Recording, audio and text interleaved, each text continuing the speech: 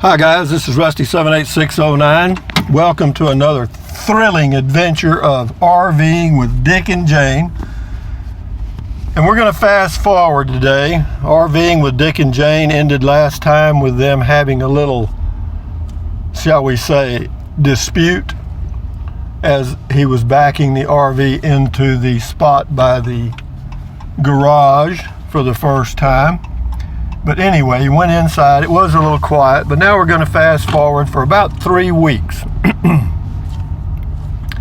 And Jane has pretty well decorated the inside of the RV with some new rugs and some new stuff here and little planter baskets here and all kind of stuff. And they've rigged up a way for the dogs to get into bunk beds without having to worry about that.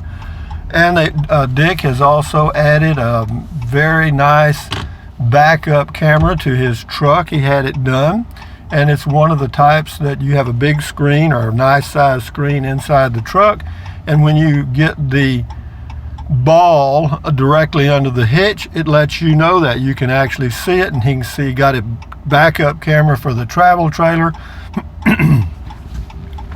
so he can see clearly all around the back of the RV. He also got some handheld little microphone things, what do you call them, little speaker things. I'll think of the word in a minute. But anyway, it was so he could communicate with Jane when she was standing at the back of the RV as he was backing in, even though he could see on his monitor inside the truck, just in case there was something on the ground or somewhere that he missed, there would be Jane to tell him on their Dick Tracy speaker thing.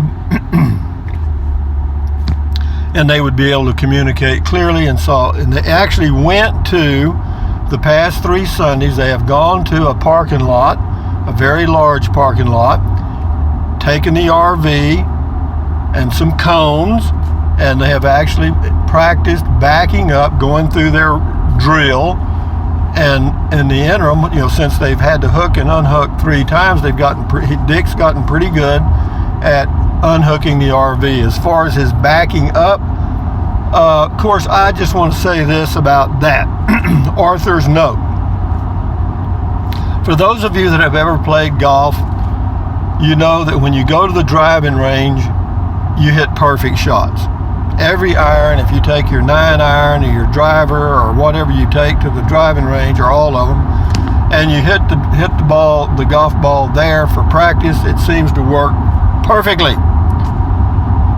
But then whenever you get on the golf course, it seems like it all of a sudden becomes very different. Why? Because the ball is not sitting perfectly most of the time, and there's all kind of other things in the way and all that other stuff. So anyway, even though Dick has learned something, and Jane did too. Jane practiced also. She got pretty good at it. She was very slow, but she was more accurate. Dick, however, was faster, but he was not quite as accurate. He would get in a hurry. Anyway, enough said about that. 3 weeks has gone by. They've got stuff in the RV. Dick's got tools everywhere. He's got everything you can think of that you might need on an RVing trip. In the case of an emergency, he's got an emergency kit, got all kind of stuff. But anyway, so the RV is kind of filled up now. I'm sure they've added at least 500 to 1,000 pounds, maybe more, I don't know. They did add a little water to their freshwater tank, as they were told by watching videos. Somebody suggested they add 10 or so gallons of water, and I agree with that. It won't hurt you, because it may come in handy as you're traveling from site A to site B. They also made some reservations at RV parks, because they're going to start off going to RV parks with full hookups like most people do, because that's very comfortable and it's an easy way to get started, because it's just like you're still in your home, only you're in an RV that's much smaller. But remember now, they've got a 36-foot travel trailer, bumper pull, with 3 pop-outs, 2 dogs. One's a Great Dane, one's a Pomeranian. And they're both retired, and they are now ready to enjoy the fruits of their labors. So, day 1 of their first adventure. Of course, like everyone else that's going to take a trip, They get up early. Of course, the night before, they get everything packed. Dick backed the truck up, went ahead and hooked the RV up, got everything ready to go. So all they'd have to do in the morning is just pull out, unhook the electric, and go. So they get up early, about 5 o'clock. They leave about 6 a.m. They're on the interstate headed out of town. And by the way, they live somewhere in Central Texas. I can't imagine why I picked that. And so they're going to go out to, they're going to head west. This is in the spring. They're going to head west and then turn north and then make a full loop up through Nevada, Utah, Colorado, New Mexico, and then back down. That's just, but they've got reservations.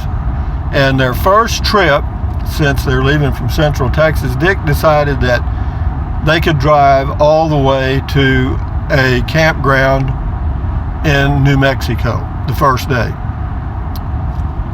which, as it turns out, is a good 8-hour drive minimum. Okay, but it looked like it wasn't very much on the map. It's mostly interstate. So Jane agreed, and the way they went. But most of their, and here's a little Arthur's note here.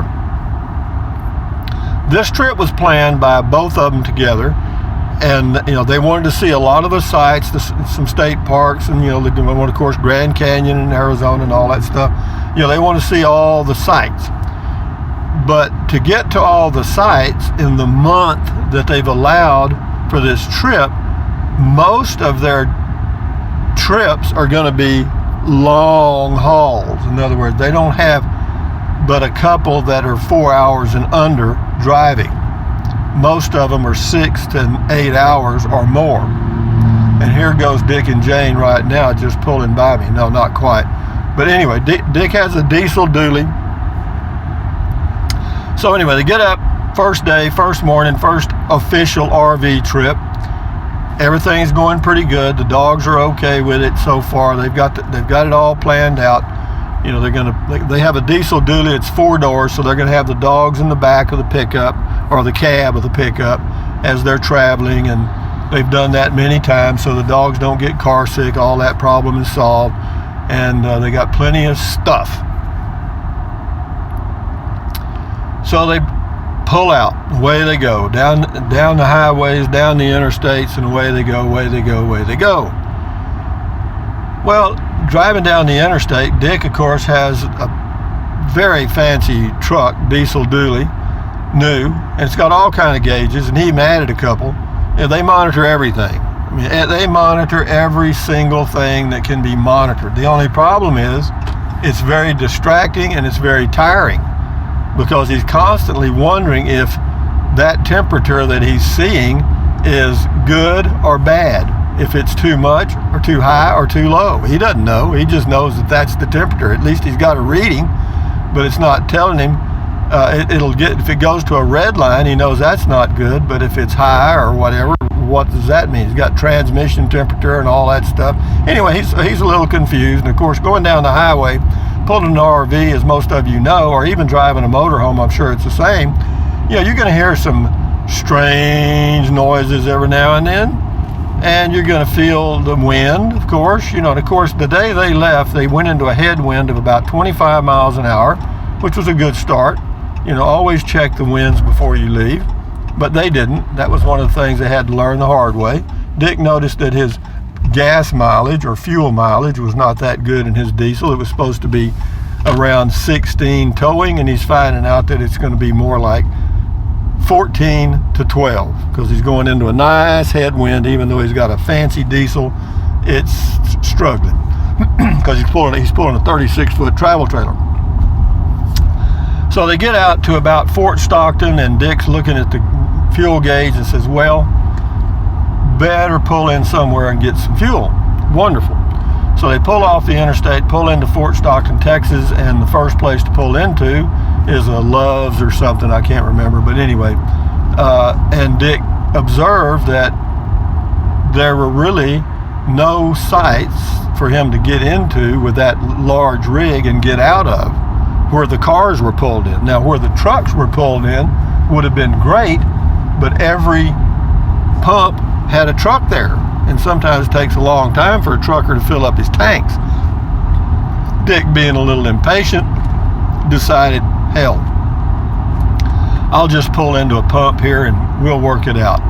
So he did. Of course, with his rig being a total of about 56 feet long, 20 for the truck and 36 for the RV, he blocked a lot of pumps. And he didn't make any friends with the people that were coming there to get fuel. That's enough said about that. So finally he got up to the fuel place and pumped his fuel, got ready to leave, and he couldn't make the turn because there was a car parked there. And it was somebody that had parked off to the side and gone inside to do something. And they had just left their car there. But it completely blocked Dick's exit. Being very frustrated, he thought, well, maybe I can back up and do this and do that. So he started to execute plan B, and it immediately went straight to hell because looking in his backup camera, he could see that there was no way that this was going to work and that they were trapped and they were just going to have to wait for that individual to move their car, which finally happened about 25 minutes later. So Dick gets back out on the interstate after about a 45 minutes fuel stop, which should have taken a maximum of 15 minutes. And so they're running behind schedule. They do have a schedule, see? So the pressure's on now. Arthur's note here. Whenever you're towing an RV or you're RVing or camping, traveling or anything, take short trips. Why? Don't be in a hurry. The whole idea is to enjoy yourself, not have a heart attack. Just remember that. But anyway, so Dick realized he's running behind schedule because the state park that he's going to, the entrance gate is locked at 8 o'clock at night. He thought, well, but he felt, well, we're still comfortable because they're pretty well on schedule. Well, 45 minutes off. But anyway, so going down the interstate now, he bumps it up to about, on Interstate 10 out there, you can run 80 miles an hour. Dick bumps it up to 80. Jane, however, is not happy with that because she wanted to enjoy the scenery and enjoy the trip and so forth. And here's Dick gripping the steering wheel with both hands, head forward. Away we go. The race is on. Here comes Mario Andretti pulling a 36-foot travel trailer. So they race down the highway. They get to about El Paso. Dick checks the fuel gauge again. He's thinking, well, I don't know if I can make it all the way to Deming, New Mexico or not. Possibly I can, but I might want to pull in somewhere along the way here and get diesel again. And this time, I guarantee you, I'm going to be a little more careful and find a good spot. Anyway, they go through the routine of getting fuel again. This time it wasn't too bad. While they stopped, Jane thought, well, I'm going to go inside the RV and fix us some sandwiches so we'll have a snack on the way, and that way that'll save time because we had planned to pull over and have a picnic lunch inside the RV and kind of celebrate our first RVing trip, but we'll skip the sit down inside lunch and we'll just have a sandwich on the road. So she opens the door of the RV, some glass jars roll out on the ground and one of them breaks.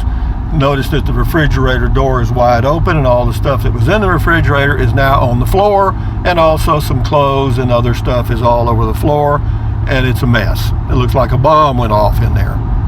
What it was is that little lock on the refrigerator that you're supposed to lock when you close the refrigerator and are going to travel. They missed that part of the training program. Nobody told them. Well, the service rep told them about it, but they weren't listening to that. Everybody knows how to open and close the refrigerator. So you assume that you close the refrigerator and it stays closed. Well, it doesn't when you're RVing because the pressure of all the products inside the refrigerator will push that door open eventually, and it did. And it'll roll around on the floor, and there, like water flows to the point of least resistance. Finally, all of those items, particularly the breakable ones, as you people that have RV know, will line up at your front door so that when you open the door, they will file out one at a time right on the ground. And naturally, all the ones that are unbreakable will be in the back. All the breakable stuff will be in the front. Beer bottles, everything else comes right out. Has it ever happened to me? You bet. Anyway, enough said about that. Anyway, after cleaning up the mess, took about 25-30 minutes, so that puts them a little bit farther behind schedule. But anyway, she did manage to fix some sandwiches. They get in the big diesel dually and away they go again. And this time Dick has the red ass. He is not mad at Jane. He's not mad at anybody. He is mad at the world because the world has not treated him fairly on this RV trip. It is not right for their first RV trip to be hung up at a gas station for an extra 30 minutes, and also to have a disaster inside their RV with clothes and everything else all over the floor and food and everything else. So here we go now. They're a full hour behind schedule. Dick is big on schedules, and so is Jane, because they both worked in a scheduled environment. In other words, you arrived at a certain time, you worked for a certain period, and you got off. And on the way home, if you wanted to, you could stop and pick up something to eat, and you went home and enjoyed yourself, and then you went to bed and woke up the next day and did that again. And that schedule was not changed for 30 years. So are they schedule oriented? Yes. Is everyone that starts out schedule oriented? Most of them are.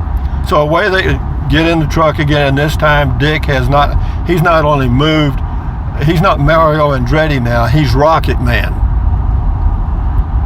Because when you get into New Mexico, they don't have any 80-mile-an-hour interstates. They've got some that are 70 and 75, but they don't have any 80s. And there are also some roads there Interstate 10. There's some places on Interstate 10 where you'll see signs. You also see them in Texas, high winds, crosswinds, be careful, crosswinds and all this stuff. Well, Dick's not worried about that. He's got a sway bar and a weight distribution hitch. He's not worried about that, even though he sees the signs. And then they see a sign in New Mexico that says, beware dust storms ahead, visibility can be 0, blah, blah, blah. Dick ignores that. He said, hell, well, that ain't going to happen. Sure enough, what happens? Dust storm, big time. I mean, a dust storm from hell. This dust storm, you couldn't even see the hood of the truck. I mean, so finally Dick coasted to almost a stop. They see enough to see the road. He's going 15 miles an hour. Again, the schedule's blown plumb to hell now. It's over now. The schedule is out the window. And Dick is extremely frustrated. His blood pressure is probably 250 over 150. And Jane the same way, because she knows that she wanted to arrive in time to fix a nice meal and take care of the dogs, take them for a walk and do all that stuff. And here they were. They're not even going to make it before dark now. This is getting bad. So finally they get through the dust storm. Dick tells Jane to call the state park and be sure that that arrangements are made for a possible late arrival, and she does. And so that's where we'll end off today, guys. They're on the way to their first campground. It's a state park with a full hookup. They're excited, and they have gone through the first phase of RVing. Beware of the weather and just plan for unexpected stuff to happen, because it is. Dick and Jane are learning, and they're learning the hard way. Have you ever been in a dust storm? If you haven't, you haven't missed anything. They're terrible. I've actually been in one between Lubbock and Amarillo that was very bad. And then, not only could you not see hardly, it started raining. And guess what? It rained. Mud.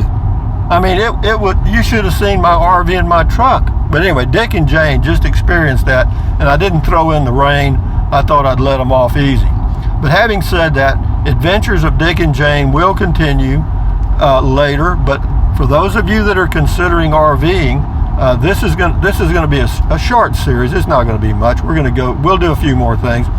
But I've got a playlist for RVing with Dick and Jane.